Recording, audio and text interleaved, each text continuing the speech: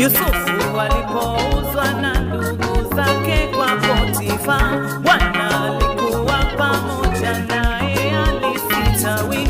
Yusufu alipouzwa na ndugu zake kwa Potifa, Bwana alikuwa pamoja naye, alisitawi.